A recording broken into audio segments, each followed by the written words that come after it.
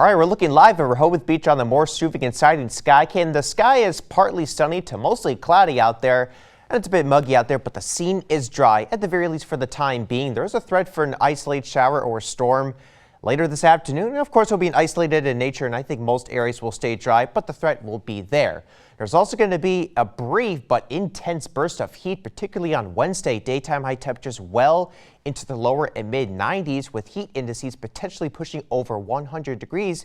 Given the humidity, the good news, it is brief, like I said, and we're going to be cooling things down for the Labor Day holiday weekend. But unfortunately, it does look a little bit unsettled with the threat for a few showers and storms here and there throughout the weekend.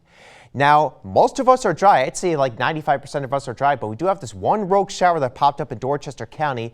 Other than that, though, that's pretty much the extent of it. Just some clouds across the area. It's pretty cloudy in Worcester County, but you go towards areas like the Upper Shore and northern Delaware, it's pretty much a fully sunny day, at the very least for now. We got a complex of storms that are just to our north and west.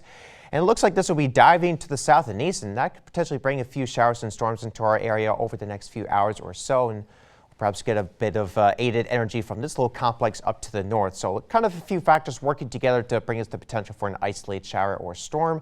And then it's all about this big heat, this big dome of high pressure in the center of the country that's producing some hot conditions in the central plains and southern plains. And that's going to move towards the east over the coming days.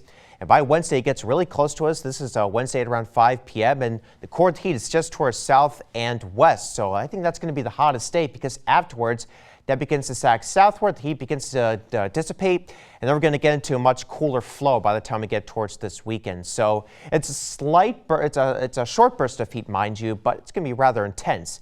These are the forecasted heat indices for Wednesday at 2:45 p.m. and some of us could reach 100 degrees for the heat indices.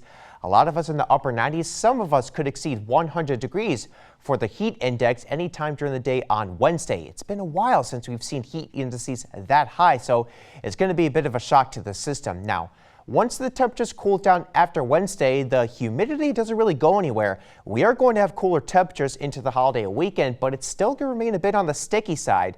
And I don't think the humidity really drops until later Sunday into Monday. So bottom line is that I do think Labor Day itself, if I got an extended outlook for the holiday weekend, does look pretty good, but it will be a little bit unsettled for most of the weekend. So here's the threat for an isolated shower or storm this evening. Again, a brief heavy downpour, and some gusty winds could be possible with any of these cells. But this will die down by the overnight, and then we should be drying things out for your Tuesday. So 81 to 86 for today with an isolated shower or storm possible. 63 to 68 degrees with a shower or storm possible early, but then we should be trying things out. Look at that temperature for Wednesday, 94 degrees for the high temperature and a muggy 71 degree low temperature. We'll cool things off for the holiday weekend, but it remains unsettled, but should be drying out for the second half of Sunday. Jordy?